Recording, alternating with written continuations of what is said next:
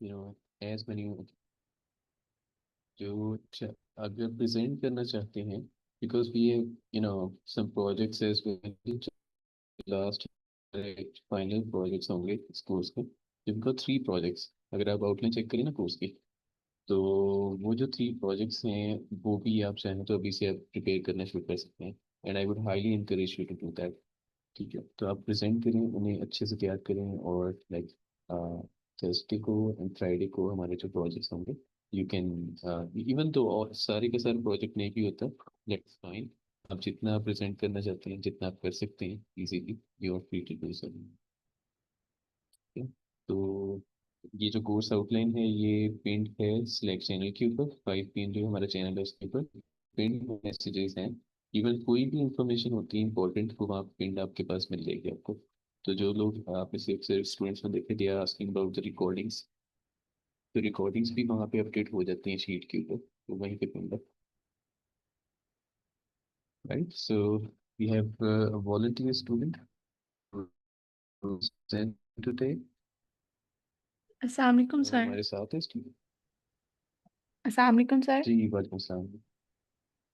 Sir वालेकुम मेरी सलाम। आवाज़ ये क्लियर है? जी जी, आ रही है सर आपकी का आवाज़। जी, मैं स्क्रीन शेयर कर लूँ। अस्सलाम वालेकुम टू जी एवरीवन। हाँ जी। I hope all of you are fine. Let me share the screen.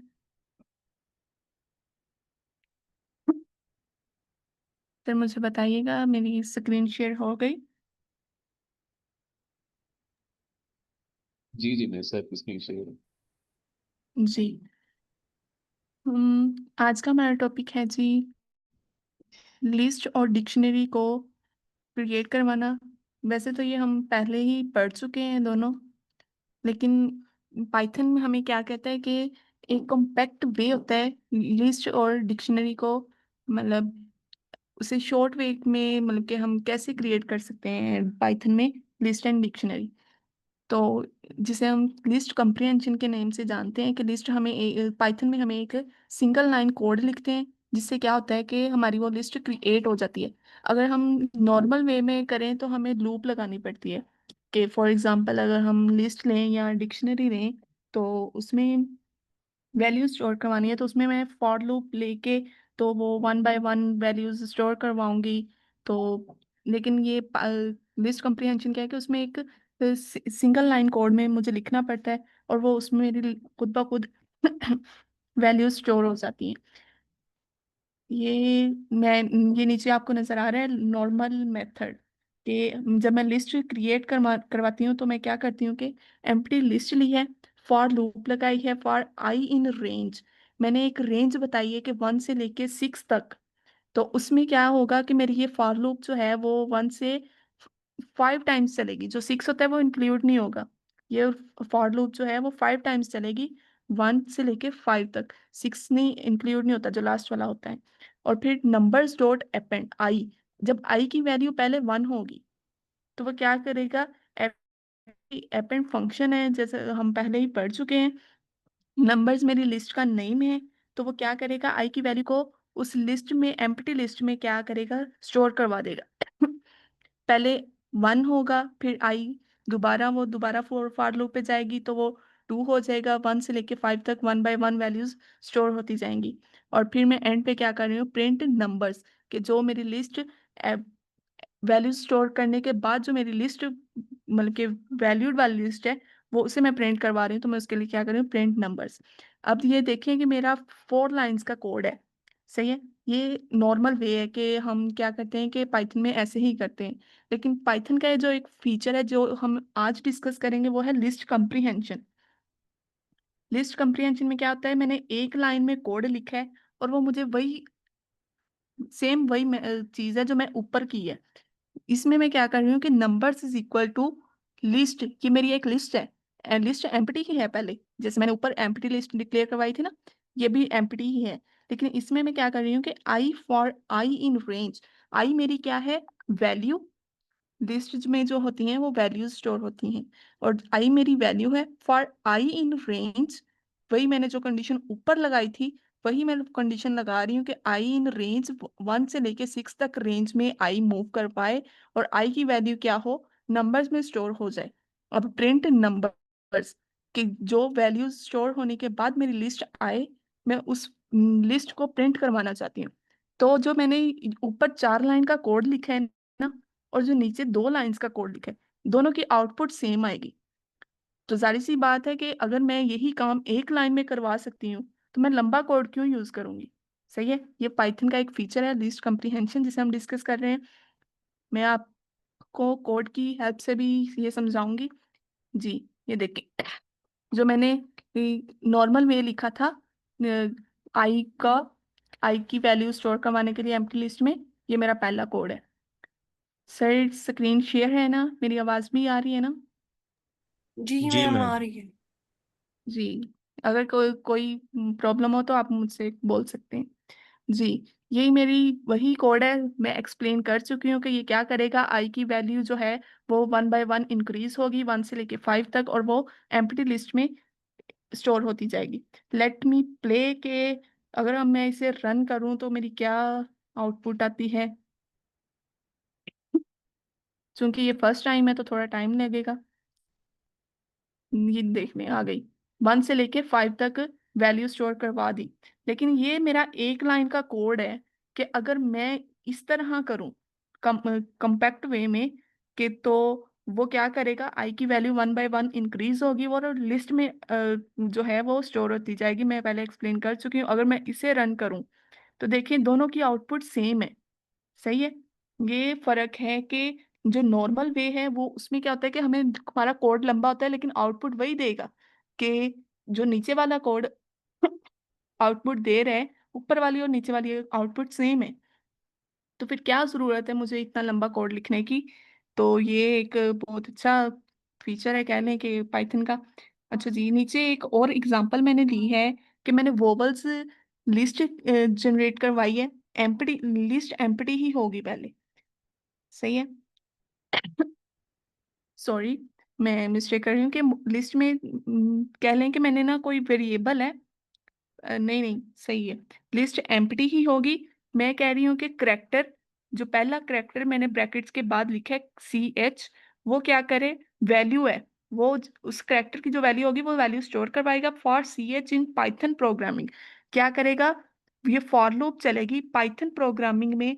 Her character को वो क्या करेगा, चेक करेगा कि जो हर करेक्टर पे बारी बारी जाएगा, पहले P पे, फिर Y पे, TH, और फिर मैं कंडीशन लगाने की इफ CH इन AEIOU, ये क्या है मेरे वोवल्स, कि मैं चेक कर रही हूँ कि अगर मेरा CH, अगर मेरा करेक्टर जो है वो वोवल है तो क्या करे, वोवल्स वाली लिस्ट में मेरी वैल्यू स्टोर करवा दे। Students clear? ये सेम ऐसे ही है जैसे मैंने ऊपर करवाया था। सही है, ये ए हर करेक्टर को चेक करेगा कि अगर वो वोबल है तो वोबल्स वाली लिस्ट में स्टोर हो जाएगा। स्टोर होने के बाद मैं क्या करती हूँ कि जी मैं उस वोबल्स वाली प्रिंट लिस्ट को प्रिंट करवाना चाहती हूँ, कि अगर मैं इसे रन करूँ देखें। अब पाइथन प्रोग्रामिंग में कौन कौन से वोबल हैं, एक तो पाइथन में ओ है, फिर प्रोग्रामिंग में ओ है, फिर ए है और फिर आई है। उसने वही मुझे करेक्टर दे दिए कि आपके ये करेक्टर जो है वो वोबल है पाइथन प्रोग्रामिंग में। पाइथन प्रोग्रामिंग कुछ भी लिख सकते हैं, कोई भी वेरिएबल ले सकते हैं हम, ये मेरी अपनी मर्जी थी कि मैंने कुछ भी ले लिया। सही है, हम कोई भी नाम ले सकते हैं, कोई नाम लिख दे तो उसमें हम अगर चेक करना चाहें कि वोवल्स कौन से हैं। सही है, दूसरा हमारे पास है डिक्शनरी कंप्रीहेंशन। वो क्या था, लिस्ट, लिस्ट को क्रिएट करवाया था हमने कॉम्पैक्ट वे में। अब डिक्शनरी कंप्रीहेंशन के एक लाइन में मैं डिक्शनरी क्रिएट करवा लूं कि मेरी की वैल्यू फॉर्मेट में वैल्यू स्टोर हो जाए डिक्शनरी में। ये भी सेम लिस्ट सर, कंप्रीहेंशन में है, लेकिन लिस्ट कंप्री जी जी मैम, जी सर, जी सर, अ, अ,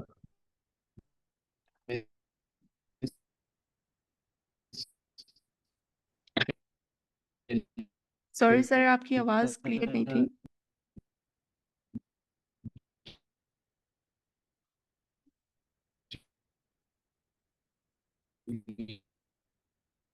ये आवाज मुझे ही कट कट के आ रही है या सबको आ रही है? सर आपकी आवाज क्लियर नहीं आ रही। सर नुमान, अगर आप कुछ कह रहे हैं तो वो आवाज क्लियर नहीं है।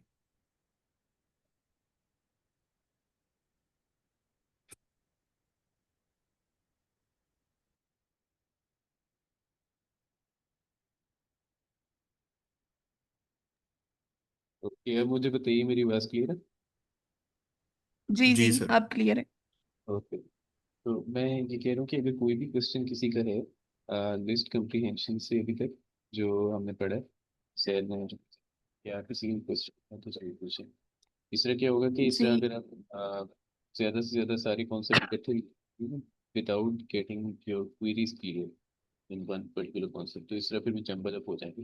तो मेक श्योर अगर कोई कोई भी क्वेरी है तो वो पहले पूछ लिया करें, हैंड रेज करें टू आस्क।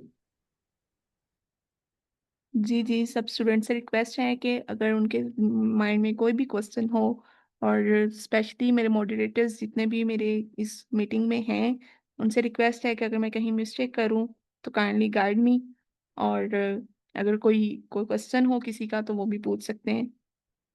और ये नेक्स्ट मैं और एग्जांपल बताऊंगी ना तो इंशाल्लाह ज़्यादा क्लियर हो जाएगा। तो मैं चाहती हूँ कि पहले दोनों का कॉन्सेप्ट हो जाए, फिर दोनों को कंबाइनली देखा जाए। तो सिंपल है। अब मैं जाती हूँ जी डिक्शनरी की तरफ। कि अगर मैं डिक्शनरी को क्रिएट करवाना चाहूँ, डिक्शनरी हमें पहले ही पता है कि लिस्ट में हमारी क्या होती है, सिर्फ वैल्यूज होती हैं। सही है। और लिस्ट में क्या होता है कि हमारी जो वैल्यूज हैं वो डिक्शनरी में, सॉरी, डिक्शनरी में की वैल्यू फॉर्मेट होता है कि की होती है और उसकी वैल्यू होती है। और डिक्शनरी होती है जो यूनिक होती है, उसमें वैल्यूज कभी भी वो रिपीट नहीं कर सकती। अच्छा जी, सेकेंडली इसका मेथड देख लेते हैं कि मैं एक डिक्शनरी ली है क्यूब्स, और उसे क्या किया है मैंने, एम्प्टी रखा है। मैं अब कह रही हूँ कि फॉर एन इन रेंज, कि एक रेंज बताई है 1 to 6, उसमें क्या करे वो एन को सर्च करे, और फिर क्यूब्स ऑफ एन, पहले एन की वैल्यू क्या होगी 1, फिर 2, फिर 3, 4 एंड 5। तो वन बाय वन वो क्या करे उन नंबर्स का क्यूब्स कैलकुलेट करे, कि क्यूब ऑफ 1, अब 1 का क्यूब मैंने कैलकुलेट करना है। तो ये हमें ये बहुत अच्छी तरह पता है कि मैंने लिखा है एन डबल स्टेरिक 3। इसका मतलब है कि ये एन क्यूब है। जब एन स्टेरिक 3 होता है तो वो मतलब होता है कि हम एन को 3 से मल्टीप्लाई कर रहे हैं। लेकिन जब डबल स्टेरिक होता है तो इसका मतलब होता है कि वो एन की पावर बन जाएगी, एन की क्यूब। सही है। तो स्टूडेंट जब 1 होगी वैल्यू तो वो क्या होगी 1 की पावर 3। तो उसका आंसर आ जाएगा, फिर 2, फिर 3, ऐसे ही 5 तक जाएगा, 5 की पावर 3, तो उसका क्यूब कैलकुलेट कर देगा। अब ये जो क्यूब कैलकुलेट करेगा वो क्या होगा, वन बाय वन क्यूब्स में, जो मेरी एम्प्टी लिस्ट थी, सॉरी डिक्शनरी थी जो मैंने ये फर्स्ट पे डिक्लेयर करवाई है, उसमें क्या करेगा वो वैल्यू स्टोर कर देगा। सही है। फिर मैं कह रही हूँ प्रिंट क्यूब्स, वो क्यूब्स वाली लिस्ट प्रिंट करके दे देगा। अच्छा, ये था मेरा नॉर्मल वे कि मैंने 4 लाइंस का कोड लिखा। अब डिक्शनरी कंप्रीहेंशन क्या है कि शॉर्ट वे है कि मैं एक लाइन का कोड लिखती हूँ और मुझे वही आउटपुट आउटपुट मिल जाती है। तो उसमें क्या है कि क्यूब्स एन कोलन, अब ये मेरी क्यूब्स जो है वो मेरी डिक्शनरी है, उसमें मैं क्या कर रही हूँ एन कोलन, एन कोलन मेरा जो है वो में है मेरी की, एन जो है वो मेरी की है, क्योंकि हमारी जो होती है डिक्शनरी में वो की वैल्यू फॉर्मेट होता है। एन कोलन, कोलन से पहले हमारी जो होती है वो की होती है, कोलन के बाद जो हमारी वैल्यू होती है, जो भी वैल्यू होगी वो हमारी की वैल्यू फॉर्मेट में ऐसे वैल्यू स्टोर होती हैं। अच्छा जी, अब वैल्यू क्या होगी, एन, जाहिर सी बात है मैंने क्यूब कैलकुलेट करना है, तो एन डबल स्टेरिक 3, ये मेरी वैल्यू। अब एन जो है वो वन बाय वन चाहे जिस नंबर से नंबर का ले लें। सही है, मैं जिस नंबर का भी लूंगी, एन को जो भी रखूंगी तो वो उसका मुझे क्यूब दे देगा। फिर मैं वही बात के वही ऊपर वाली जो मैंने ऊपर लिखी थी फॉर लूप, वही मैं लिख रही हूँ कि for n in range 1 to 6, 1 to 6 से क्या करेगा वो वन बाय वन एन को चेक करेगा और एन का क्यूब कैलकुलेट करेगा, और वो उस क्यूब वाली डिक्शनरी में स्टोर करवा देगा। सही है। और फिर के एंड पे मैं क्यूब वाली डिक्शनरी को प्रिंट करवा रही हूँ तो वो मेरी वैल्यू आउटपुट आ गई है। अब आउटपुट चेक करें कि मैंने यहाँ पे एन की वैल्यू पहले एन कोलन लिखा था तो आउटपुट में मेरा 1 कोलन आया है। वन कॉलन क्या है, जो कॉलन के राइट साइड लेफ्ट साइड पे है वो मेरी की है, और जो कॉलन के राइट साइड पे है वो क्या है मेरी, सॉरी मैं उल्ट कर गई, कॉलन के जो बाद है, आगे वाला पार्ट है वन, वो उसका क्यूब है, वो वैल्यू है। सही है, जो कैलकुलेशन के बाद मेरी आई है वो वैल्यू है, और जो कॉलन से पहले है वो क्या है, मेरी की है। और सेकंड जब एन टू हुआ, सही है, तो ये मेरी की बन गई, और नेक्स्ट उसका क्यूब आ गया, वो मेरी वैल्यू होगी। ऐसे ही 3 4 एंड 5 5 1। अब इसमें मेरा जो की वाली जो है, कीज इसमें मेरी क्या है, 1 2 3 4 एंड 5, ये मेरी क्या है, की है। और जो उनकी वैल्यू आई है वो 1 8 27 64 एंड 125। जैसे कि हम पहले देख चुके हैं कि अगर हमने डिक्शनरी में अकेली कीज को प्रिंट करवाना हो या कि अकेली वैल्यूज को प्रिंट करवाना हो तो वो हम कैसे करवाते हैं। सही है, ये मेरी टोटल आउटपुट है। लेकिन अगर मैं क्यूब्स के साथ लिख दूं कि मैं जी सिर्फ कीज को या सिर्फ वैल्यूज को प्रिंट करवाना चाहती हूँ, सही है, तो उसमें क्या करेगा, फिर वो मेरी सिर्फ वही वैल्यूज आएंगी जिसे मैं प्रिंट करवाना चाहती हूँ। स्टूडेंट कोई क्वेश्चन हो तो पूछ सकते हैं। अब हम इसका कोड देखते हैं।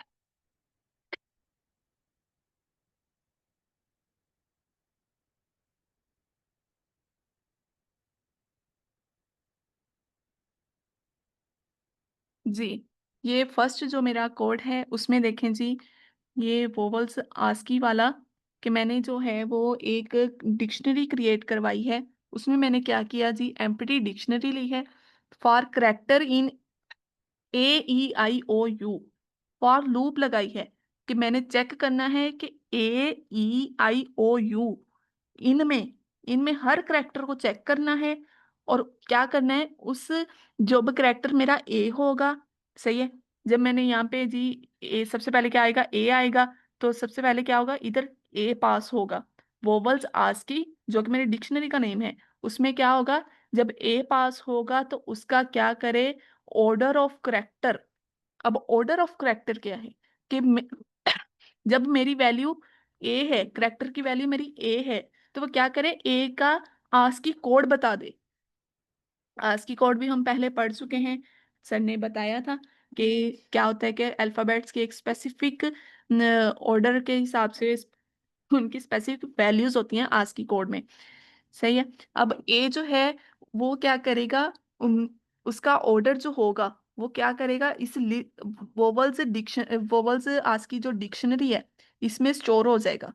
ये वाली जो डिक्शनरी है उसकी उसमें वैल्यू स्टोर हो जाएगी, ये वाली। अब पहले करेक्टर क्या होगा, ए होगा, फिर ई होगा, फिर IOU, वन बाय वन वो क्या करेगा, इसमें डिक्शनरी में वो वैल्यू स्टोर करवा दे। और फिर मैं क्या करूंगी, एंड पे वोवल्स आस्की प्रिंट करवा लूंगी।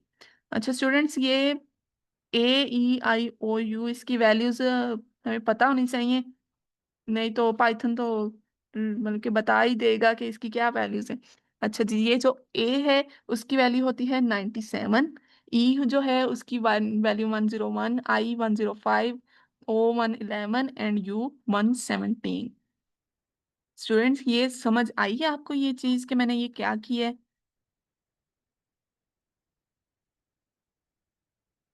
सिंपल है, वन बाय वन वो करेक्टर को सर्च करेगा और उसका जो वैल्यू होगी वो लिस्ट में, सॉरी डिक्शनरी में क्रिएट करवा देगी। अच्छा अब इसमें भी देखें, हमारी जो की वैल्यू फॉर्मेट में हमारी जो आउटपुट आई है, सही है, क्योंकि ये डिक्शनरी है, जबकि हमने लिस्ट जब बनाई थी तो उसमें क्या थी, सिर्फ वैल्यूज आ रही थी।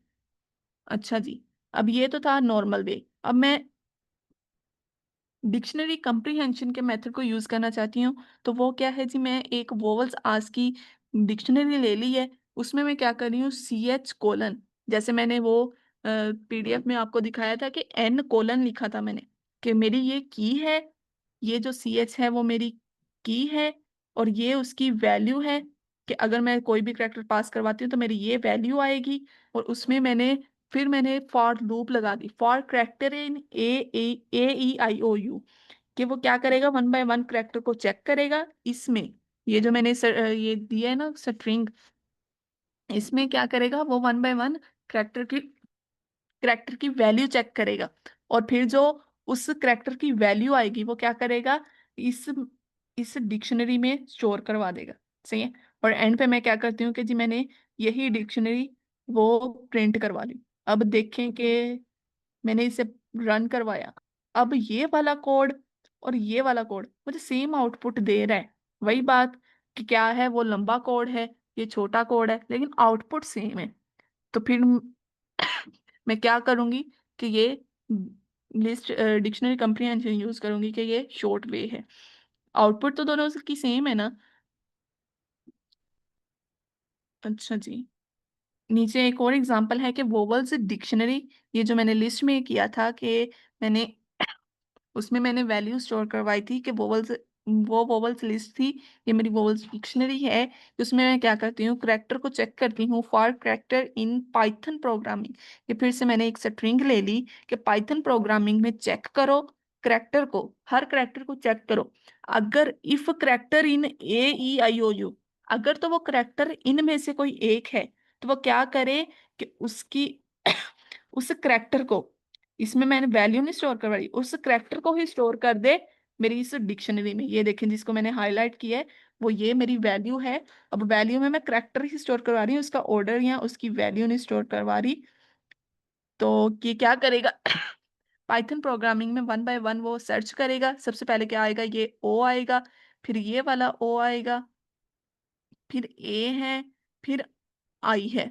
सही है। ये चार वोवल्स हैं और वो क्या करेगा, वन बाय वन इसको चेक करके वो वोवल्स डिक्शनरी में स्टोर करवा देगा और फिर मैं उसे प्रिंट करवा देती हूँ। तो ये जी मेरी आउटपुट आ गई। अच्छा जी, अब देखें कि पाइथन प्रोग्रामिंग में तो दो ओ हैं, कि मेरा एक ओ क्यों आया। क्योंकि ये मैंने जब उधर PDF में आपको पढ़ाया था तो मैंने बताया था कि डिक्शनरी जो होती है वो यूनिक होती है, उसमें कभी भी रिपीटेड वैल्यूज स्टोर नहीं होती। तो उसमें क्या करेगा, जब ये पहला ओ स्टोर हो गया तो वो दोबारा ओ स्टोर नहीं करेगा। अब ये मेरी क्या है, ये मेरी की है, ये उस की वैल्यू है। अगेन ये की है और ये की वैल्यू है। सही है स्टूडेंट्स, यहाँ तक सबको समझ आ गई है? अगर किसी का क्वेश्चन है तो पूछ लें, नेक्स्ट में जो हमारे प्रोजेक्ट्स है उनकी तरफ जा रही हूँ। दोनों क्लियर हैं अब आपको?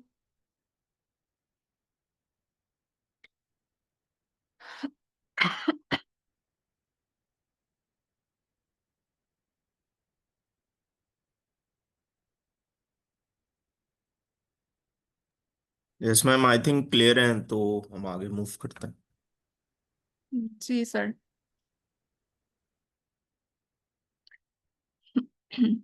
अच्छा जी, आज के टॉपिक में हमारा जो था उसके साथ कुछ प्रोजेक्ट्स भी इंक्लूड थे कि जो प्रोग्रामिंग टास्क थे हमारे वो हमने करने थे।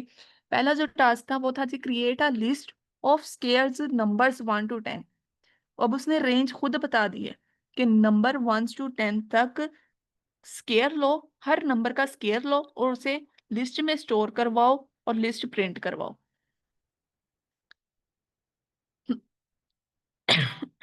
जी, ये मैंने स्केयर्स की एक एम्प्टी लिस्ट ले ली है। सही है। अब मैं क्या कर रही हूँ, फॉर लूप लगा रही हूँ for I in range 1 to 11। अच्छा, अब ये देखें उसने नंबर्स तो 1 to 10 कहा है, तो लेकिन मैं 1 to 11 यूज कर रही हूँ। क्यों? क्योंकि मुझे पता है कि जो मेरा लास्ट वाला होगा वो इंक्लूड नहीं होगा। अगर मैं 1 to 10 लिखूंगी तो वो 1 to 9 तक मुझे देगा स्केयर्स। सही है।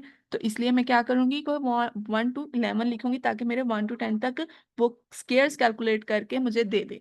अब क्या किया जी, मैंने फॉर लूप लगाई है, आई इन रेंज, आई की वैल्यू क्या होगी, 1 by 1 इंक्रीज होगी 1 से लेके 10 तक। अब मैं क्या करती हूँ, स्केयर्स डॉट अपेंड। स्केयर्स मेरी लिस्ट का नेम है, अपेंड क्या है, एक बिल्ट इन फंक्शन है पाइथन में कि जिससे हम क्या करते हैं कि लिस्ट में वैल्यूज स्टोर करवाते हैं। अब मैं अपेंड फंक्शन में एक पैरामीटर पास कर रही हूँ कि आई क्रॉस आई, यानी आई का स्केयर।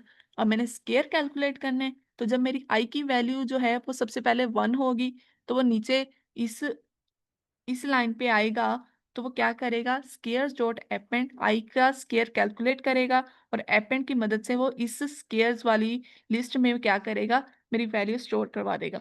फिर वो दोबारा आएगा इधर आई को, फिर आई क्या होगा, 2 होगा, फिर दोबारा इधर कैलकुलेट करके वो स्टोर करवा देगा। ऐसे ही सो ऑन चलता जाएगा 1 से लेके 10 तक। अब 1 से लेके 10 तक स्केयर्स लेके उसने कैलकुलेट करवा दिए। अब मैं क्या करती हूँ कि जी मैं कहती हूँ मेरी प्रिंट करवा दो जी लिस्ट, जो स्केयर्स वाली लिस्ट है। अब ये देख लें, आउटपुट आ गई मेरी। 1 का स्केयर 1, 2 का 4, 3 का 9, 4 का 16, अप टू सोन 10 का 100। ये था जी हमारा टास्क के हमने लिस्ट में squares of numbers 1 to 10 store करवाने। अच्छा जी, अब सेकंड जो टास्क था वो हमारा था extract only even numbers from a list. एक लिस्ट लें और उस लिस्ट में से मैं क्या करूं, सिर्फ इवन नंबर्स को क्या करूं, एक्सट्रैक्ट कर लूं, यानी कि असेस कर लूं कि मैम सर उस लिस्ट। जी सर। मैं ना एक मेरा क्वेश्चन है लाइक पार्टिसिपेंट्स जो मैम ने क्वेश्चन हमें किया है कि आप एक लिस्ट क्रिएट करें रेंजिंग फ्रॉम 1 to 10। क्या आप इसको जी जी, बता सकते हैं कि हम कंप्रीहेंशन से किस तरह कर सकते हैं? कंप्रीहेंशन। जी सर, ये कंप्रीहेंशन के हिसाब से भी हो सकती है, लेकिन ये हमारा जो टास्क था ना उसमें उसने मेंशन नहीं किया था यूजिंग कंप्रीहेंशन, इसलिए मैंने आप ये मेथड यूज किया। जी मेरा जी एक जी, मैं बता पार्टिसिपेंट्स है दे कैन जी जी, मैं बताती हूँ। किस तरह से कर सकते हाँ जी जी, जैसे ये दूसरा है ना, उसमें उसने बताया था यूजिंग कंप्रीहेंशन। अच्छा, अगर मैं इसमें कहूँ कि जी मैंने कंप्रीहेंशन के मेथड से करना है,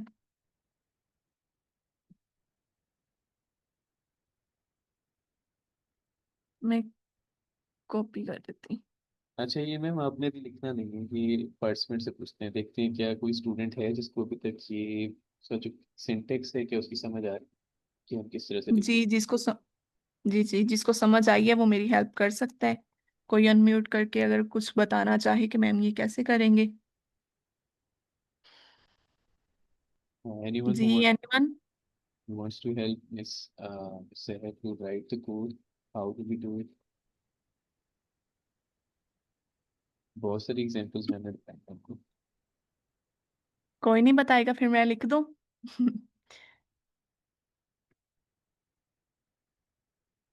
जी स्टूडेंट, ये मैंने जो सबसे पहले आई लिखा है वो मैं लिख रही हूँ कि मेरी जो वैल्यू है, सॉरी, इधर मैं करूंगी I cross I for I in range में बता दूंगी कि 1 से लेके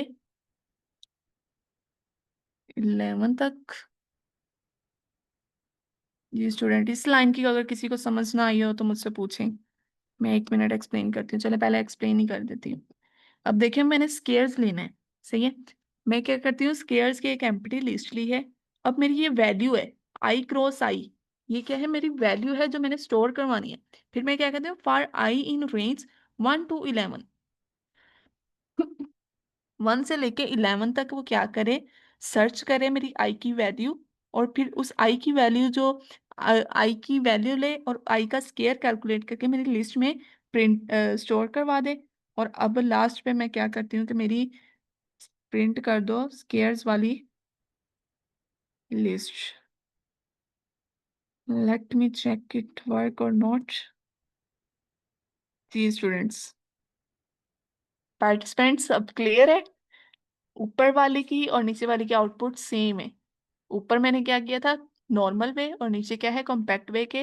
मैंने लिस्ट कॉम्प्रिहेंशन को यूज करके वो आपको करके दिखा दिया। Excellent excellent ma'am. मैं इसमें एक चीज़ है, मेरा एक और सवाल है। कोई भी लाइक इट इज जी जी जस्ट क्वेश्चन, ये कोई भी आंसर कर सकते हैं, I would appreciate this answer. जी तो सर, पूछे। क्वेश्चन ये है कि ये तो आपको नजर आ रहा है कि लाइक एक कोड जो है वो आपके सामने देखिए, हमने जब उस पर लूप लगाया फोर का, तो वो एक जो ट्रेडिशनल लूप है और बस थ्री टू कम से कम 3 लाइन्स जो आपके पास बन रही कोड की, राइट? तो जो एक जी मैंने बाद में जब कंप्रीहेंशन करके उसको सॉल्व किया, एक वो उस स्ट्रक्चर के अंदर उस सिंटेक्स में लिखे, तो that's just 1 line of code, right? तो मुझे कोई बताए कि इन दोनों में हम कौन सा प्रेफर करेंगे और उसकी वजह क्या हो सकती जी, पार्टिसिपेंट्स कोई बताना चाहे आपको जो समझ आई है। It could be any reason, जो भी आप गेस करें, वट एवर यू थिंक, क्या हो सकती है, क्या वजह हो सकती है, वाई डू वी। जी जी, कोई मसला नहीं है ये, आप कोई भी बता सकते हैं अगर कोई बताना चाहे। तो देखें, इंटरेक्ट करें, वो इंटरेक्ट करने से ना हम ज्यादा सीखेंगे। डजेंट मैटर कि आप वो सही बता रहे हैं कि गलत बता रहे हैं, लेकिन वो इंटरेक्शन इंपॉर्टेंट है लर्निंग के लिए। क्योंकि अनलेस यू इंटरेक्ट, तो वो आप ये किताबों में भी पढ़ सकते हैं, लेकिन वो इंटरेक्शन जो है वो ज्यादा फायदेमंद है। हाँ देखिए, ये जो सर ने बात की है ना, ये बहुत इंपॉर्टेंट है। देखिए, अब बुक्स के ऊपर भी पढ़ेंगे, आप इवन यूट्यूब पे भी देखेंगे ये सारा। आप यूट्यूब पे भी देख सकते हैं, रिकॉर्डिंग्स वहाँ पड़ी होती हैं, बड़े सारे कोर्सेज होंगे, but you won't be able to interact with that. यानी आप वहाँ पे क्रिएटर से ये नहीं पूछ सकते कि ये आपने क्या किया और क्यों किया। यहाँ पे ये आपको अपॉर्चुनिटी दे देते हैं कि if you have that particular thing, फौरन से सोचें, मैंने आपसे क्वेश्चन किया, try to think about it. It doesn't matter, absolutely it doesn't matter कि अभी सही है या गलत है। हम इसलिए यहाँ पे कि अगर सही गलत की डिस्कस करें, उसको फौरन से रेक्टिफाई करते हैं। Just try to come up with some kind of reason, क्या हो सकती है वजह। What do you think, industry level पे क्यों हम ये इसको क्यों प्रेफर किया जा सकता है। क्वेश्चन ये है, मैं रिपीट करता हूँ, कि इन दोनों कोड्स में से देखिए, दोनों का आउटपुट सेम है, तो वो क्या वजह हो सकती है कि जो दूसरा कोड है उसको प्रेफरेंस ज़्यादा मिल जाए पहले वाले से, in the real world applications industry में, क्या वजह हो सकती है।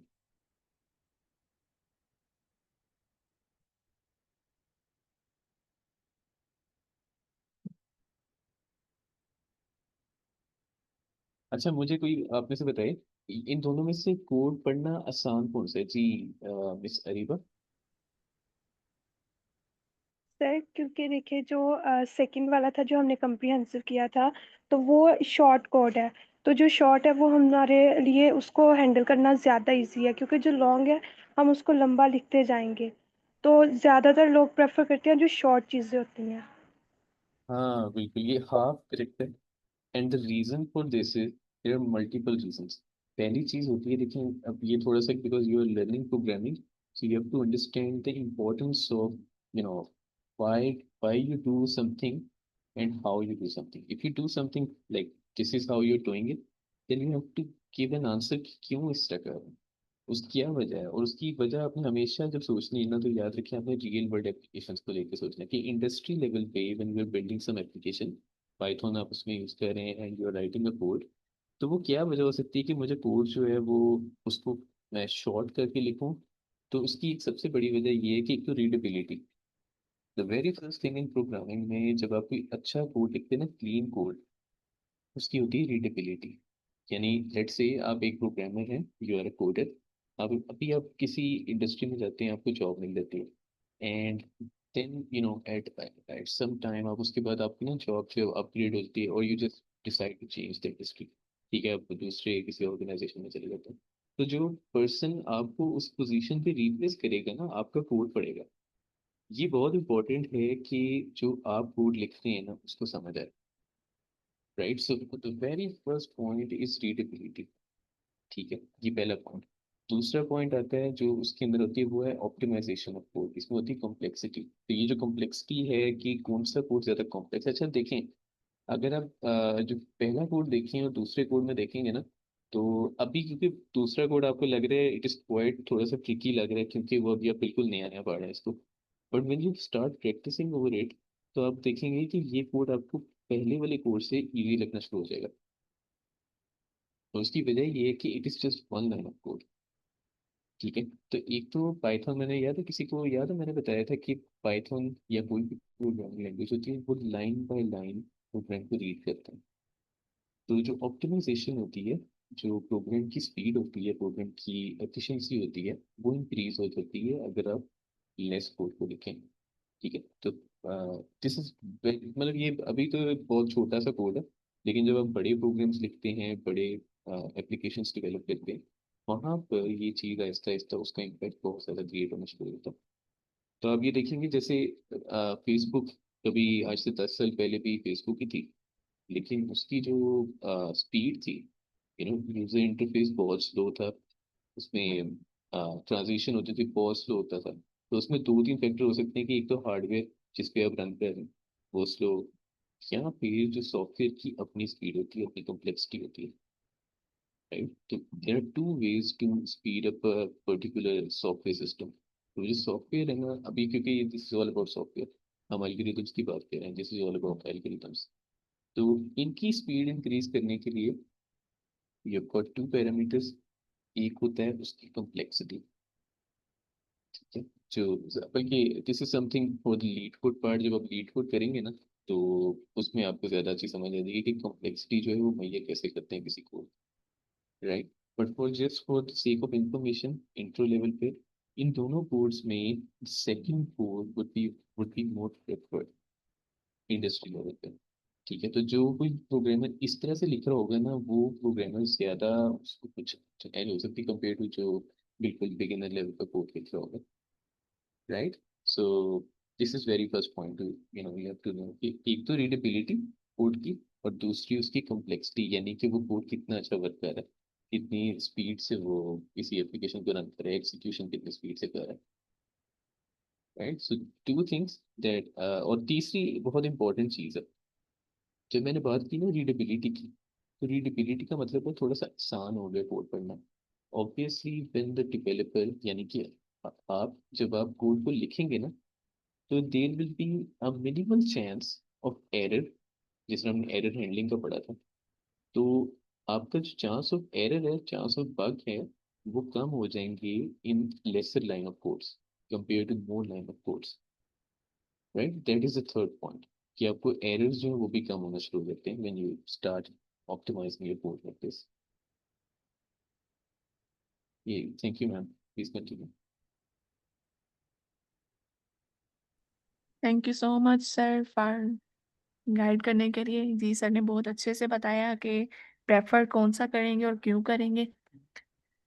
ये जो ऊपर वाला कोड होता है ना, ये बिगनर्स के लिए, कि मतलब कि जिसे पाइथन इतनी मतलब कि नहीं आती, तो वो क्या करेगा, ऊपर वाला कोड, जैसे हम जैसे हैं बिगनर्स। लेकिन जाहिर सी बात है, जो हमारे टीचर्स हैं वो नीचे वाला कोड प्रेफर करेंगे, क्योंकि वो जानते हैं। अब देखें ना कि कोई हमारा कोड देखे, अगर हम ऊपर वाले के हिसाब से लिखें तो वो कहेगा अच्छा चलो पाइथन तो आती है, लेकिन वो जब नीचे वाला कोड देखेगा हमारे कोड में, कि नीचे वाली लाइन, तो अच्छा कहेगा कि चलो इसे पाइथन का ये कॉन्सेप्ट भी आता है कि ये लिस्ट कम्प्रीहेंशन या डिक्शनरी कम्प्रीहेंशन। सही है। इससे क्या होगा कि हमारी वैल्यू बढ़ेगी, कहने के जी चलो इसे पता है। इसलिए भी प्रेफरेबल है कि ये पाइथन का जिसे एक्सपीरियंस है वो यही प्रेफर करेंगे, सेकंड वाला। एनीवेज, जी सेकंड टास्क है जी हमारा, इवन नंबर्स एक्सट्रैक्ट करने हैं from a list using comprehension. अब एक मैंने लिस्ट लेनी है, उसमें क्या करना है कि इवन नंबर्स को असेस करना है कम्प्रीहेंशन के मेथड से। मैंने एक नंबर्स की लिस्ट ले ली है, 1 to 10 तक मैंने उसमें वैल्यू स्टोर करवा दी है। ये इवन नंबर्स। अब ये क्या है, मेरी पूरी लिस्ट जिसमें क्या है, सारे नंबर्स। अब मैंने एक और लिस्ट ली है इवन नंबर्स, कि जिसमें क्या हो, सिर्फ इवन नंबर्स मैंने स्टोर करवाने हैं। सही है। फिलहाल तो ये एम्प्टी होगी स्टार्ट में। अब वो क्या करेगा, नम। नम क्या है, मैंने एक वेरिएबल लिया है, कि जैसे हम फॉर लूप में लेते होते हैं, कि अगर मेरी जो नंबर्स है वो लिस्ट है, तो मैं उसकी मैं क्या करूँ कि नम के हिसाब से उस नंबर्स की लिस्ट में चेक करूँ कि नम जो है वो मेरी वैल्यू है जिसे स्टोर होना है इस इवन नंबर्स वाली लिस्ट में। For num in numbers, numbers में क्या करे कि वो नम को सर्च करे कि अगर नम मोड 2, कि नम का अगर हम मोड लें 2 के साथ तो इक्वल टू 0 आए। ये हमें बहुत अच्छी तरह पता है, किसी कंप्यूटर साइंस के स्टूडेंट्स हैं तो हमें पता होगा कि इवन नंबर्स को फाइंड करने के लिए हम क्या करते हैं, कि एक फार्मूला लगाते हैं कि किसी भी नंबर को चेक करना है कि अगर वो इवन है, हम उसका मोड लेंगे 2 के साथ, अगर वो इक्वल टू 0 है तो वो इवन नंबर है, अगर नॉट इक्वल टू 0 है तो वो क्या है, ओड है। अच्छा जी, अब क्या करेगा वो, इसे सबसे पहले क्या करेगा, यहाँ से चलेगी लूप मेरी। सही है। तो क्या करेगा, नम को वो देखेगा, जो नम वो पहले सिलेक्ट करेगा, फॉर एग्जांपल 1 उसने सिलेक्ट किया, तो वो 1 का मोड लेगा 2 के साथ, is equal to 0। Condition false हो जाएगी तो वो क्या करेगा, इसमें स्टोर नहीं करवाएगा। लेकिन जैसे ही वो क्या करेगा, 2 को सिलेक्ट करेगा, जब ये दोबारा फॉर लूप पे आएगा तो नम की वैल्यू क्या हो जाएगी, 2 हो जाएगी। और नम इन नंबर्स, 2 इन नंबर्स, कि 2 मोड 2 इज इक्वल टू 0। अब जब 2 का मोड लेंगे 2 के साथ तो मेरी कंडीशन ट्रू हो जाएगी, यानी कि इक्वल टू 0 आएगा। फिर वो क्या करेगा, मेरी इस नम की वैल्यू को स्टोर करवा देगा इस इवन नंबर्स की लिस्ट में। ऐसे ही वो क्या करेगा, 1 बाय 1 पूरी लिस्ट को चेक करेगा, जिसका मोड टू के जिसका मोड लेने से टू से मोड लेने से 0 आए, तो वो क्या करेगा, नम को इवन नंबर्स की लिस्ट में स्टोर करवा देगा। और फिर मैं क्या करती हूँ कि प्रिंट इवन नंबर्स, सही है, कि इवन नंबर्स वाली जो मेरी ऊपर लिस्ट मैंने बनाई है वो क्या हो, डिक्लेयर हो जाए। Let me play. जी देखें, अब मेरी 1 से लेके 10 तक जो है वो लिस्ट में वैल्यूज थी। वैसे तो हमें पता है कि 2 4 6 8 10 ये सारी जो है वो हैं इवन नंबर्स हैं, लेकिन हम पाइथन में इसमें क्या करेंगे कि मैंने ये लिस्ट कम्प्रीहेंशन की मदद से आपको करके दिखा दिया कि अगर हमने चेक करना हो कि ये नंबर इवन है या ओड है, तो मैं क्या करूं कि ये ऐसे मेथड यूज करूंगी और उस लिस्ट को प्रिंट करवा दिया। अब 2 4 6 8 एंड 10 ये प्रिंट हो गए क्योंकि ये इवन थे। अच्छा स्टूडेंट्स, अगर आप में से कोई बताना चाहे कि अगर वो मुझे कह दे कि नहीं जी आपने ओड नंबर प्रिंट करवाने हैं, तो मैं इस कोड में क्या चेंजिंग करूं कि मेरे ओड नंबर आ जाए? एनीवन?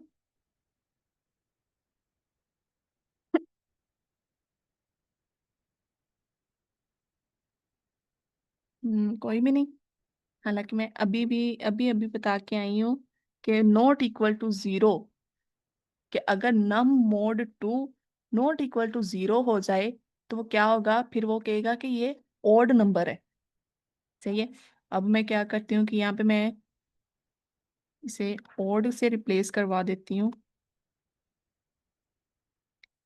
कि मैंने क्या करना है, ओड नंबर की लिस्ट लेनी है। Let me check. ये देखें 1 3 5 7 9, सिर्फ एक ये नोट लगाने से मेरी आउटपुट चेंज होगी कि मैंने कहा कि नम मोड 2 नॉट इक्वल टू 0।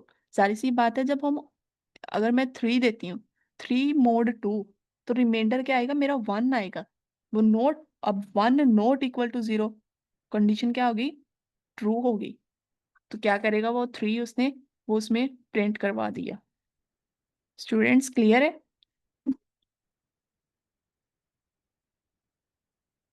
चलें जी, अब हम नेक्स्ट देखते हैं जी। हमारा प्रोजेक्ट नंबर 3 था, create dictionary mapping numbers to their cubes. अब उसने एक डिक्शनरी लेनी है जिसमें क्या करे कि नंबर्स के क्यूब्स को कैलकुलेट कर दे। मैंने एक लिस्ट ली है नंबर्स जिसमें मैंने वैल्यू स्टोर करवाई है 1 से लेके 5 तक। अब वो क्या कर रहा है कि क्यूब्स, मैंने एक डिक्शनरी बनाई है। डिक्शनरी तो मैंने क्यूब की लेनी है ना, क्योंकि वो रिक्वायर्ड है। लिस्ट तो मैंने अपनी तरफ से दी है कि जिन नंबर्स के मैंने क्यूब्स लेने हैं। सही है। क्यूब्स नाम की मैंने क्या ली, एक डिक्शनरी ले ली जिसमें मैं क्या करूं कि नम जो है वो मेरी की है, और नम ये सेम ये चीज मैं पहले ही एक्सप्लेन कर चुकी हूँ कि ये क्या है, नम का क्यूब। सही है, नम का क्यूब वो क्या है, मेरी वैल्यू है फॉर नम इन नंबर्स। इस नंबर वाली लिस्ट में वो क्या करे, 1 बाय 1 चेक करे नम को। सही है। पहले 1 फिर 2 फिर 3 फिर 4 5, 1 बाय 1 वो क्या करे, इनके क्यूब्स कैलकुलेट करे और क्या करे, इस डिक्शनरी में स्टोर करवा दे। सही है। अब मैं क्या कर रही हूँ, प्रिंट क्यूब्स कर रही हूँ, तो क्या करेगा, इनकी आउटपुट में मेरे पास आ जाएगी 1 से लेके 5 तक क्यूब में, क्यूब आ जाएंगे उनके। जी देखें, जब मेरा जो की थी मेरी 1 थी तो वैल्यू 1 आ गई, जब मेरी की 2 हो गई तो उसका क्यूब आ गया 8, और फिर जब मेरी की 3 होगी तो उसका क्यूब 27 एंड सो ऑन 5 तक। जी स्टूडेंट्स, यहाँ तक हमारा लेक्चर था। अगर इससे रिलेटेड आपको कोई भी क्वेश्चन हो तो आप मुझसे पूछ सकते हैं, कहीं से समझ ना आई हो तो। अच्छा बाकी मैंने एक थोड़ा सा एग्जांपल ये मैंने। यार, जी थोड़ा सा सर। ऊपर कीजिए जो अभी हम देख रहे थे, जो क्वेश्चंस अब ऊपर, जी सर। थोड़ा सा ऊपर कीजिएगा, जरा स्क्रॉल कीजिएगा। सॉरी सर, आवाज क्लियर नहीं आई। Hello, am audible? जी जी। अच्छा मैं जी कह जी। रहा हूँ जो भी क्वेश्चन हम कर रहे थे ना उस पर जरा रखिएगा, स्क्रॉल कीजिएगा। ऊपर वाला क्वेश्चन। जी जी। जी सर। हम्म, जी सर। और इससे ऊपर वाला भी, दोनों को जरा इकट्ठे रखिएगा। जी सर, इज देयर एनी ये क्वेश्चन? हाँ, इनको थोड़ा जूम इन कीजिएगा। मैं एक एक ना आपको बताता हूँ इसको और ज़्यादा इजी किस तरह से आपको याद रखना है, कि ये किस तरह से कंप्रीहेंशन जो होती है वेज कैसे आपको याद रह सकता है। तो what you can do is simply you can क्या करें, आप यहाँ पे just for the sake of understanding क्या करें, इसको इस तरह रखें and now try to read it from here, this जी first, sir. Second and at the end. ठीक है, तो ये जो नंबर है ना ये फिर इसमें स्टोर हो जाता है और नंबर्स में। ठीक है, जो आपने वेरिएबल बना है। ठीक है, ये बिल्कुल जो बिगिनर्स हैं जो उनके लिए थोड़ा सा trying to make it simple, कि आपको सबसे पहले ये ब्लॉक देखना है। ठीक है? अगर आपका ये वाला आप देखें, if number mod 2 is not equal, because we are trying to find an odd number. ठीक है, तो हमें देखना है कि ये जो हमारे पास नंबर्स की लिस्ट है इसके अंदर हमारे पास ऑड नंबर कौन कौन से हैं। ठीक है, तो आप किस तरह देखेंगे, देखें नंबर मॉड, क्या वो नंबर 2 पे डिवाइड होके, अगर आप उसको 2 पे डिवाइड करें और आपके पास 0 आ रहा है या नहीं आ रहा है, आपको ये देखना है। अगर आप 1 को 2 पे डिवाइड करें तो क्या आपके पास 0 आता है? नहीं आता, राइट, इसका मतलब वो ऑड नंबर है। वो क्या करेगा, अब वो देखिए यहाँ पे हो क्या रहा है, फॉर नम इन नंबर्स। जब आप नॉर्मली आप देखते हैं, आपको आप विजुलाइज करते हैं, आप क्या करते हैं, यानी स्टार्ट करते हैं एक लूप से, और लूप से स्टार्ट करने के बाद आप दोबारा से पीछे उसमें स्टोर करते जाते हैं। तो जब फॉर से शुरू करते हैं, फॉर नम इन नंबर्स, आप देखें आपको याद रहेगा ये पहला ऊपर होता है पहली लाइन, फिर होती है उसके नीचे जो उसके ब्लॉक के अंदर लिखा होता है वो ये होता है, right. So when you start from left to right from here to here, तो इसका मतलब ये कि आप फोर से शुरू किया, आपने देखा नम नम कौन सा है, 1 इन नंबर्स। इस लिस्ट के अंदर से जो पहला नंबर है वो 1 है, वो यहाँ पे पिक करो। क्या करो, उसको चेक करो क्या 1 जो है वो 2 पे डिविजिबल है। अगर वो डिवाइड नहीं होता तो इसका मतलब वो ऑड नंबर है, और अगर वो ऑड नंबर है तो दैट इज आवर आंसर, हमें वही चाहिए, तो वो नंबर जो है हमारे पास ऑड नंबर्स में आ जाएगा। ठीक है, and then you go for the next one, same again for now. देखिए आपको यहाँ से पहले यहाँ पे चेक किया, इस ब्लॉक को इससे सेपरेटली आपको पढ़ना है, और फिर जब आप आउटपुट की तरफ जा रहे हैं तो इस तरह वापस जाएगा नाम की तरफ, इसमें आके स्टोर होता है, और ये आपका आउटपुट में वेरिएबल के अंदर जो है उसको प्रिंट कर रहे होंगे, right. So this is how you to remember it, कि आपका जो कोड है वो इस तरह ब्लॉक्स में होता है। ये वही चीज़ है जो हम लाइक लाइन टू लाइन अलग अलग लिखते थे, तो उन्होंने कंप्रीहेंशन में किस तरह कर लिया उसको, वन लाइन के अंदर। This is the way you right it in Python. ठीक है, तो ये थोड़ा सा अब ये जो है ना, जहाँ पे आप इफ कंडीशनल लगा लेते हैं, उसी कंप्रीहेंशन में थोड़ा सा एडवांस्ड है कंपेयर टू अगर आप इसमें करें ना, जो ये वाला कोड है, जो सेकंड कोड है आपके पास, यानी जहाँ पे आप क्यूब फाइंड कर रहे हैं, तो क्यूब को थोड़ा सा like because it is easy, उसमें आपको ज़्यादा चीज़ समझ आ जाएगी। तो आप देखिए, आप लिस्ट एक बना, आप एक डिक्शनरी बना रहे हैं इसमें। ठीक है, तो डिक्शनरी कैसे होती है, लेफ्ट साइड पे हमेशा की होती है और राइट साइड पे उसकी वैल्यू होती है। जैसे मैम ने बताया कि कॉलन के लेफ्ट साइड पे की और राइट साइड पे वैल्यू, तो हमेशा ही बिल्कुल ऐसी नम, यहाँ पे आप देखेंगे नम जो है वो आपके पास की हो जाएगी, और उसकी जो वैल्यू हम फाइंड कर रहे हैं वो ये होगी, जो कि बेसिकली हमें क्यूब चाहिए उस नंबर, यानी नंबर और फिर नंबर का क्यूब जो है वो हमारे पास उसकी वैल्यू होगी। तो अब देखिए फिर से मैं इस तरह करता हूँ, मैं करता हूँ ये इस तरह। तो अब मैं कर क्या रहा हूँ, देखिए यहाँ पे आपने क्या किया, अपने for number in numbers, num in numbers, num, what is num over here, anyone, कोई हैंड रेज करके मुझे पता है यहाँ पे नम, हम जब डिक्शनरी बना रहे हैं तो ये नम किसको पॉइंट कर रहे हैं, व्हाट इज दिस नम?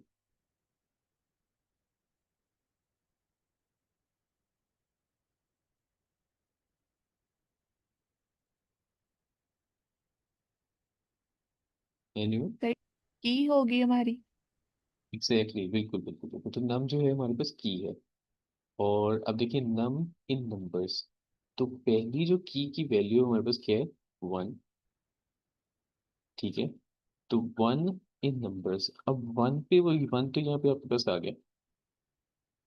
अब ये जो अब यहाँ पे जब आएगा ना कोड, जब वापस इधर आएगा तो देखिए वो इसको रन करेगा वहाँ पे। तब इसको चेक करेगा कि नम उसका क्यूब फाइंड कर दो। तो नम जब हम क्यूब लिखते हैं ना, यानी स्क्वायर और क्यूब, तो उसको इस तरह से देखें, ये तरीका होता है इसका, सिंटेक्स इस तरह से होता है। You can check this out, internet पे भी आप देख सकते हैं क्यूब और स्क्वायर कैसे फाइंड करते हैं, क्यूब रूट कैसे फाइंड करते हैं, स्क्वायर रूट कैसे फाइंड करते हैं। ठीक है, तो this is the way to find a cube. ठीक है, और स्क्वायर होता तो यहाँ पे 2 लगा दे, 3 की जगह 2 कर देते। Right, so what you do, आपने क्यूब जो है वो फाइंड कर लिया, तो आपके पास जो इस टाइम पहली आपकी जो पेयर होगा ना, वो ये बन जाएगा। वाई? बिकॉज वन का obviously you know simple math है, वन का क्यूब जितनी मर्जी दफा आप कीप टेकिंग पावर्स तो वो वन ही रहता है। Right, once this is done, the second comes, फिर उसके बाद वो आगे आइटरेट करता है। नेक्स्ट नंबर हमारे पास क्या है, 2। देन राइट नाउ 2 यहाँ पे, तो फिर से 2 जो है, अब वो दोबारा से यहाँ पे 2 आपके पास आ गया यहाँ पे, सेकंड वन, यानी ये दूसरी इटरेशन है। तो फर्स्ट वाली आपके पास स्टोर हो गई है, तो दूसरी इटरेशन अभी यहाँ पे हम बना रहे हैं 2। अब 2 का फिर से वो क्यूब होगा, जो वैल्यू है यानी कि क्यूब होगा, और वो स्टोर हो जाएगी, तो वो भी हमारे पास ये वाला पेयर भी आ जाएगा। And so on like this, यानी 5 तक इसी तरह चलता रहेगा। Right, 5 and 125 is the cube of 5, right? So this is how you have to understand कि ये किस तरह से comprehension जो है बिल्कुल in the layman terms, easy terms में, मतलब किस तरह से इसको read करना, और फिर इसको प्रैक्टिस करें and you will understand it better. जी मैंने इसको बताता हूँ। ठीक है मैम, प्लीज कंटिन्यू। जी स्टूडेंट्स, सर ने आपको बहुत अच्छे से एक्सप्लेन कर दिया। Thank you sir. I hope अब अच्छी तरह समझ आ गई होगी। अच्छा जी, नेक्स्ट ये मैंने अपनी तरफ से कुछ एग्जांपल्स लिए हैं कि ऊप ऑब्जेक्ट ओरिएंटेड जो प्रोग्रामिंग है, उसमें हम क्या करते हैं, हमारे पास क्लास और ऑब्जेक्ट्स का कॉन्सेप्ट होता है कि हम क्लास बनाते हैं, उस क्लास के ऑब्जेक्ट्स को डिक्लेयर करवाते हैं। तो आई होप सो आपको पता होगा। तो इसमें हम अगर लिस्ट और डिक्शनरी को यूज़ करना चाहें तो कैसे करेंगे। अच्छा जी, अब मैंने लिस्ट का यूज़ करना है ऊप में। मैंने क्या किया है कि जी एक क्लास ली है स्टूडेंट के नेम से, उसमें मैंने क्या किया, इन इट, ये जो मैंने लिखा है ना, इन इट, ये मेरा कंस्ट्रक्टर है। सही है। कंस्ट्रक्टर बेसिकली होता क्या है, एक फंक्शन ही होता है ना, मेथड होता है कि ऊप में हम इसे प्राइवेट सॉरी पब्लिक में लिखते होते हैं कंस्ट्रक्टर को कि ये एक फंक्शन ही होता है। तो इसलिए मैंने इसके शुरू पे डिफाइन लिख दिया कि ये फंक्शन है जिसे मैं डिफाइन कर रही हूँ। अब कंस्ट्रक्टर जो है वो मेरा इन इट के नाम से है। तो क्या है कि इसमें मैं पैरामीटर्स पास करवा रही हूँ। So it is parameterized constructor, जिसमें मैं क्या कर रही हूँ कि मैंने लिखा है सेल्फ, नेम एंड एज। अब यहाँ पे जो नेम और एज है ना, ये तो हैं उसके पैरामीटर्स। सही है कि कोई भी कंस्ट्रक्टर है, अगर हमने किसी की इंफॉर्मेशन स्टोर करवानी है तो उसमें मैं क्या करूंगी, नेम और एज उसकी इंफॉर्मेशन है। अब सेल्फ यहाँ पे क्या है, सेल्फ क्या है कि हर सेल्फ का मतलब ये है कि हर ऑब्जेक्ट का अपना डाटा, कि उनके ना जिस भी ऑब्जेक्ट को मैं क्रिएट करवाऊंगी, किसी भी ऑब्जेक्ट को मैं क्रिएट करवाऊंगी, जैसे जस्ट लाइक ये मैंने एक ऑब्जेक्ट क्रिएट करवाया S1। सही है। अब S1 इसका मैंने डेटा स्टोर करवाना है इस कंस्ट्रक्टर में। जाहिर सी बात है, जब ऑब्जेक्ट बनता है तो हमें ये पता है कि ऑटोमेटिकली कंस्ट्रक्टर कॉल हो जाता है। जब ये ऑब्जेक्ट बनेगा तो ऑटोमेटिकली इसमें जो मैंने ये वैल्यूज पास करवाई हैं वो क्या करेगा, इस कंस्ट्रक्टर की मदद से वो इसमें स्टोर हो जाएंगी। अब नेम और एज ये क्या है, उसमें स्टोर हो जाएगा। ये सेल्फ क्या करेगा कि उस ऑब्जेक्ट का ही डाटा स्टोर होगा। सही है। सेल्फ डॉट नेम का मतलब है कि ऑब्जेक्ट का अपना वेरिएबल।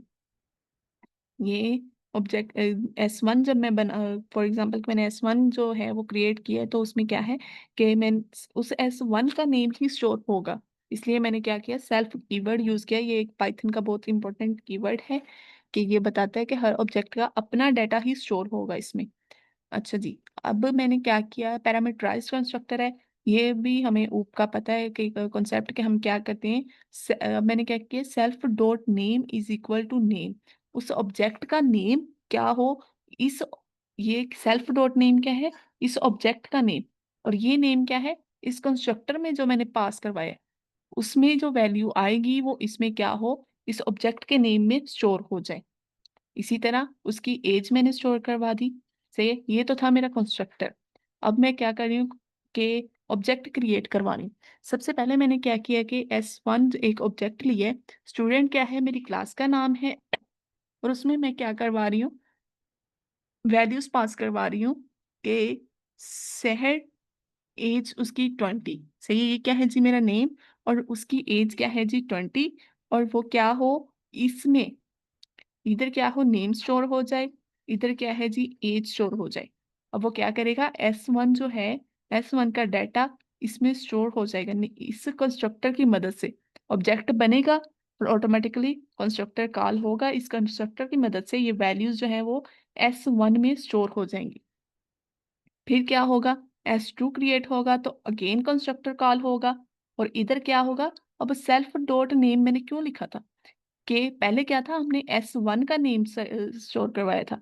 ठीक है, अब क्या है S2। अब जिस ऑब्जेक्ट को मैं क्रिएट करवा रही हूँ उसका डाटा ही स्टोर होगा, S1 का रिमूव हो जाएगा और S2 का ही डाटा स्टोर होगा। जैसे कि मैंने ये लिखा है कि अहमद, अब अहमद नेम ही स्टोर होगा इस नेम में, जो शहर था वो रिमूव हो जाएगा। सही है, वन बाय वन मैंने ऑब्जेक्ट बनाया, तो क्या होगा, ऑब्जेक्ट बनाएंगे तो कंस्ट्रक्टर कॉल होगा, और कंस्ट्रक्टर की मदद से मेरे इस ऑब्जेक्ट में मेरी ये वाली वैल्यू स्टोर हो जाएंगी जो मैं पास करवा रही हूँ। सही है, S1 में क्या हुआ, शहर 20 और स्टोर हो गया, और S2 में Ahmad 19, and so on. S3 में मुबीन और उसकी एज 22। सही है, मिस अब ये क्या है, मैंने ऑब्जेक्ट बना लिए। अब मैंने इस ऑब्जेक्ट को लिस्ट में स्टोर करवाना है। मैंने क्या किया, एक स्टूडेंट्स लिस्ट ली कि S1 S2 S3, ऐसे ही है कि हम कह लें स्टूडेंट 1 स्टूडेंट 2 स्टूडेंट 3, जैसे कि क्लास में स्टूडेंट्स होते हैं। अब मैंने उन स्टूडेंट्स की एक लिस्ट बना ली स्टूडेंट्स लिस्ट के नेम से। तो अब मैं क्या करती हूँ, फॉर लूप लगाती हूँ, for student in students list. ये जो स्टूडेंट लिस्ट है उसमें क्या करे, वो स्टूडेंट जो है वो मेरी वैल्यू है कि इसको क्या करे, वो सर्च करे, और क्या सबसे पहले क्या होगा, वो S1 होगा स्टूडेंट। और मैंने फिर क्या किया, फॉर लूप की ये बॉडी है, ठीक है, ये फॉर लूप की ही बॉडी है कि print student name student dot age. अब प्रिंट कर रहा है वो स्टूडेंट डॉट नेम। अब स्टूडेंट क्या है, ये जो मैंने स्टूडेंट जो है इसके साथ लिखा था, जो मेरी क्लास का नेम है, सही है, वो क्या है, स्टूडेंट डॉट नेम, उस स्टूडेंट का नेम आ जाएगा। अगर पहले वैल्यू क्या थी, S1, सही है, S1 थी, तो क्या करेगा, इसका नाम, ये वाला जो है ना स्टूडेंट डॉट नेम, उसमें वैल्यू क्या आ जाएगी, ये शहर आ जाएगी, और स्टूडेंट डॉट एज में उसकी वैल्यू आ जाएगी ये 20। और फिर वो दोबारा क्या करेगा, दोबारा फॉर लूप पे जाएगा, स्टूडेंट सेकंड वाला स्टूडेंट आएगा S2, और फिर क्या करेगा, उसकी वैल्यूज ऐसे ही स्टोर हो जाएंगी, स्टूडेंट डॉट नेम में अहमद स्टोर हो जाएगा और स्टूडेंट डॉट एज में 19 स्टोर हो जाएगा। फिर वो थर्ड टाइम क्या करेगा, स्टूडेंट दोबारा वो फॉर लूप चलेगी, क्योंकि मेरे पास 3 स्टूडेंट्स है ना, टोटल ही 3 ऑब्जेक्ट मैंने क्रिएट करवाए हैं, तो क्या है, वो फॉर लूप 3 टाइम चलेगी। सही है, जब तीसरा ऑब्जेक्ट आएगा S3, स्टूडेंट 3 आएगा, तो क्या करेगा, उसका नेम एंड एज स्टोर हो जाएगी, जैसे कि मैंने पहले स्टोर करवाया। स्टूडेंट डॉट नेम में आ जाएगा मुबीन, एंड स्टूडेंट डॉट एज में आ जाएगा 22। सही है, अब मैं इसे वन बाय वन प्रिंट करवा रही हूँ, तो हम आउटपुट देख लेते हैं कि हमारे पास तीनों रिकॉर्ड आते हैं या क्या आता है। जी देख लें, ये वाली चीज, सही है, पहले क्या आ गया, स्टूडेंट 1 का रिकॉर्ड आ गया, फिर स्टूडेंट 3 का, स्टूडेंट 2 का, एंड स्टूडेंट 3 का। स्टूडेंट, ये चीज आपको समझ आई है? अगर कोई भी प्रॉब्लम है तो काइंडली मुझसे पूछ सकते हैं कि इसमें क्या चीज है। सबसे पहले मैंने स्टूडेंट के नेम से एक क्लास डिक्लेयर करवाई है, फिर मैंने एक कंस्ट्रक्टर लिखा है, और कंस्ट्रक्टर जो है वो मेरा पैरामीटराइज्ड है, कि मैं क्या कर रही हूँ, उसमें वैल्यूज पास करवा रही हूँ कि नेम और एज। सही है, ये सेल्फ का मैंने आपको बता दिया कि सेल्फ जो है हर ऑब्जेक्ट का अपना डाटा स्टोर होगा इसमें, इसलिए हम सेल्फ डॉट नेम कीवर्ड मैंने यूज किया है, सेल्फ का कीवर्ड यूज किया है। फिर मैंने क्या किया, one by one 3 object create करवाए हैं, और वो क्या कर रहे हैं जी, उसमें मैं वैल्यूज पास करवा रही। अच्छा, अब ऑब्जेक्ट क्रिएट करवाए, ऑब्जेक्ट क्रिएट करवाया है, तो जाहिर सी बात है मेरा कंस्ट्रक्टर कॉल होगा, तो इसमें मेरी वैल्यूज ये नेसेसरी हैं, ये जरूरी है कि मैं इसमें वैल्यूज पास करवाऊंगी।